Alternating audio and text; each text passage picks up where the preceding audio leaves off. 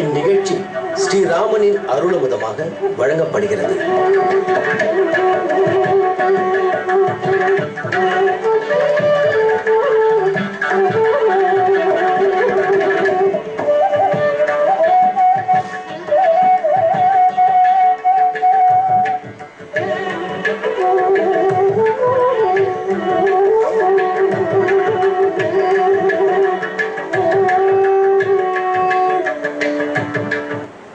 यत्र यत्र रघुनाथ कीर्तनम तत्र तत्र कृतमस्तकाञ्जलिं बाष्पवारि परिपूर्णलोचनं मारुतिं नमत राक्षसान्तकम्. எங்கெங்கெல்லாம் ஸ்ரீ ராமநாமம் சொல்லப்படுகிறதோ அங்கெல்லாம் கைகளை கூப்பிக் கொண்டு கண்களிலே ஆனந்த கண்ணீர் வழிய ஆஞ்சநேயர் தன் திரு உதடுகளிலே ராமநாமத்தை உச்சரித்துக் கொண்டே அமர்ந்திருப்பாராம். எத்தனையோ திருக்கோயில்களில் அவள் தரிசனம் கொடுக்கிறார். வீராஞ்சநேயர், பக்த ஆஞ்சநேயர், சீதாராம ஆஞ்சநேயர், அபய ஆஞ்சநேயர், வினய ஆஞ்சநேயர், யோக ஆஞ்சநேயர், சஞ்சீவி ஆஞ்சநேயர், இன்னும் எத்தனை திருநாமங்கள், எத்தனை திருக்கோலங்கள்.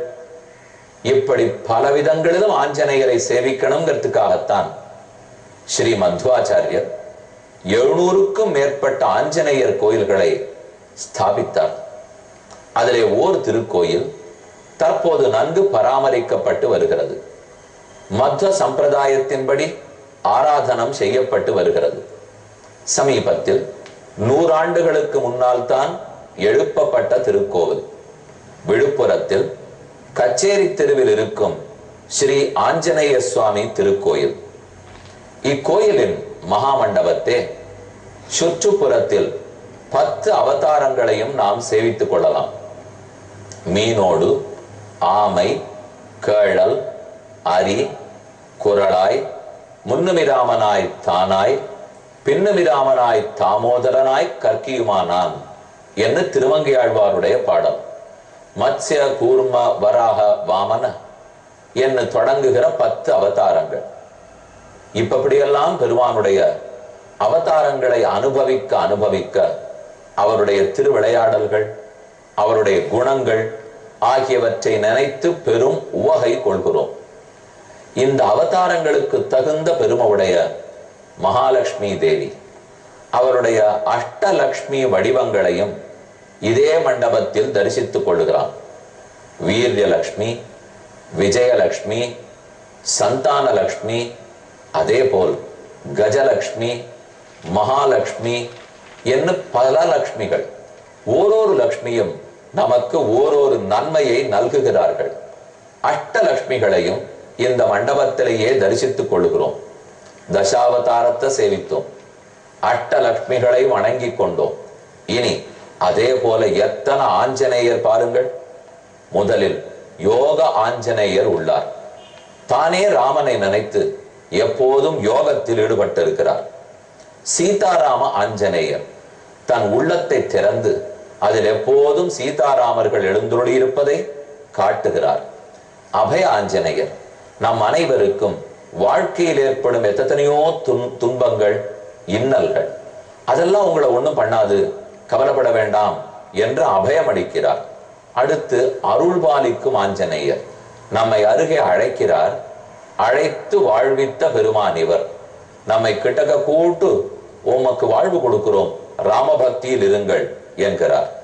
அடுத்து வணக்கத்தோடு இருக்கும் பக்த ஆஞ்சநேயர் தன் கைகளையே கூப்பிக் கொண்டு பணிவு மாறாமல் எத்தனைக்கெத்தனை சக்தியும் புத்தியும் காரிய சித்தியும் உண்டோ அத்தனைக்கத்தன வினயம், அத்தனைக்கத்தன அன்பும் பாசமும். அப்படி பக்த ஆஞ்சநேயர் இதோ ராவண சபையில் தன்னுடைய வாளை தானே சுழற்றி அதற்கு மேல் எழுந்தருள் இருந்து ராவணனுக்கே உபதேசம் செய்த திருக்கோலம். யோகாஞ்சநேயர், சீதாராமாஞ்சநேயர், அபயாஞ்சநேயர், அருள் கொடுக்கும் ஆஞ்சநேயர், பக்த ஆஞ்சநேயர், ராவண சபையில் ஆஞ்சநேயர், இப்படி பல ஆஞ்சநேயர்களையும் தரிசித்தோம். எத்தனை வடிவம், எத்தனை வடிவத்தில் லக்ஷ்மி, 10 வடிவங்களிலே திருமால், தசாவதாரம், இவையெல்லாம் ஒரே இடத்தில் ஒரு மகாமண்டபத்தில் தரிசித்துக் கொள்ளலாம். மேலும் உள்ளே சென்று கோதண்டராமரையும் ஆஞ்சநேய சுவாமியும் தரிசிக்க வேண்டும். அதை அடுத்த நாள் பார்ப்போம். தற்போது ராமனால் போற்றப்பட்ட ஆஞ்சநேயர். அவர் பேச பேச ராமனுக்கு ஒரே ஆச்சரியம், பெரும் மகிழ்ச்சி. இப்படியும் உத்தரால பேச முடியுமா? ராமனே பேச்சாளர்களில் சிறந்தவன். வால்மீகி அப்படிதான் கொண்டாடுறார். வாக்மி ஸ்ரீமான். பேச்சுவன்மை ராமனுக்கு தனி சிறப்பு. சொல்ல வேண்டியதை தான் முன்னால் சொல்வார். இன்னொருத்தர் பேசிட்டு இருக்கட்டும்னு காத்துட்டு இருக்க மாட்டார். தான் சொல்லி முடித்த பிற்பாடு மற்றொருத்தருக்கு பேசுறதுக்கு வாய்ப்பளிப்பார். குறுக்க இடையூறு செய்ய மாட்டார். பேசும்போது பெறத்தியார் புண்படும்படி பேச மாட்டார். மென்மையாகத்தான் பேசுவார், உண்மையத்தான் பேசுவார், அதையும் ஏற்கத்தக்க வகையில் பேசுவார். யார் மனமும் புண்படும்படி பேச மாட்டார். இதெல்லாம் ராமனுக்கு இருக்கிற பெருமை. அப்படி கொத்த பெருமை படைத்த ராமனே என்னமா பேசுகிறார் என்று ஹனுமானை கொண்டாடுற அளவுக்கு ஆஞ்சநேயர் பேசுகிறார். கிஷ்கிந்தா காண்டத்தில் 3வது சர்க்கத்தில் உள்ளோம். வெளிப்படையா பார்த்தா பொதுவான கருத்து. ஆனா மேலும் உள்புகுந்து பார்த்தால் எந்தெந்த கேள்விக்கெல்லாம் அவருக்கு பதில் வேணுமோ அத்தனையும் மறைச்சு ஸ்லோகங்கள்ல வச்சுட்டார். நீங்க ரசிக்கிறத பார்த்தா அன்பானவர்கள்னு தெரியறது. கையில பிடிச்சிருக்கிற வில்லையும் வாளையும் பார்த்தா வீரர்கள்னு தெரியறது. மாந்தோல் மரவுரிய பார்த்தா இழந்த பிச்சைக்காரர்கள்னு தெரியறது. நீங்க அணிஞ்சிட்டு இருக்கிற வந்திருக்கிற தோரணையை பார்த்தால், நடக்கிற நடைய பார்த்தா க்ஷத்ரிய அரசர்கள்னு தெரியறது. நீங்க யாருன்னு புரியலையே. ஏன்னா இது எல்லாத்தினுடைய கலவையா நீங்க ஆறுன்னு தெரிஞ்சுக்கணும்னு அனுமானுக்கு ஆசை. பிரபயா பர்வதேந்திரோசௌ யுவயோர் அவபாசதா ராஜ்யார்காவமர பிரக்யௌ கதம் தேசமிகாகதோ. நீங்க அரசனை போல் இருக்கிறீர்கள், ஆனா இந்த காட்டுக்கு ஏன் வந்தீர்கள்? அரசர்கள் காடுகளுக்கு வரலாம், ஆனால் கூட யாரான 10 வில்லாடிகள் இல்லாமல் வரமாட்டார்கள். நீங்களே தனித்து வந்திருக்கிறீர்கள். அரசனா அல்லது காட்டில் திரிபவர்களா? அந்யோன்ய சதுர்ஷோ வீரோ தேவலோகாதிகாகதோ. உங்களை பார்த்தால் தேவலோகத்திலிருந்து இறங்கி வந்த இரட்டை வீரர்களை போல உள்ளதே. சிம்ஹஸ்கந்தோ மகோத்சாஹோ சமதாவிவ கோவருஷோ. மதம் பிடித்த 2 காளமாடுகள், 2 பக்கம் காளமாடு திமில்ல இருக்கிற திமிரோட வந்தா எப்படி இருக்கும்? அத போல திமிர்த்து இருவரும் இருக்கிறீர்கள். ஆனால் பார்த்தால் நிறைய ஞானத்தை சம்பாதித்திருக்கீர்கள்னு தெரிகிறது. மெத்த படித்திருக்கிறீர்கள். ஓர் வில், ஓர் அம்பு, உலகத்தை அழிக்கும் சக்தி உண்டு. ஆனால் நீங்கள் ஆரையும் தேவையற்ற அழிக்க மாட்டீர்கள்னு தெரிகிறது. உங்கள் அடையாளங்களை பார்த்து இவற்றை கூறுகிறேன். அப்புறம் ஹனுமான் கேட்கிறார், நீங்க நல்ல திருமேனியோட வந்திருக்கீங்களே, உங்கள் உடம்பின் அழகு எவ்வளவு? தோள்களின் அழகு, திருக்கழுத்தின் அழகு, நீண்ட திருக்கைகளின் அழகு, இத்தனை அழகா இருக்கே. இந்த அழகுக்கேற்ற ஆபரணம் பூட்ட வேண்டாமா? ஆள் பாதி ஆடை பாதி ஆபரணம் பாதி அல்லவா? ஆயதாச்ச திருவுத்தாச்ச பாஹவ பரிகோபமாக சர்வபூஷண பூஷார்காக கிமர்த்தன் அவிபூஷிதாக. கேட்கிறார். ஆயதாச்ச சுவருத்தாச்ச நீண்டிருக்கிற கைகள், இரும்பு உலக்கைகளுக்கு ஒப்பான கைகள், ஊருண்டு திரண்டிருக்கிற கைகள். இந்த கைகளை ஆபரணங்களை போட்டு மறைத்திருக்கலாமே, ஏன் திறந்து போட்டு வைத்திருக்கிறீர்கள்? இதுவர் கேள்வி.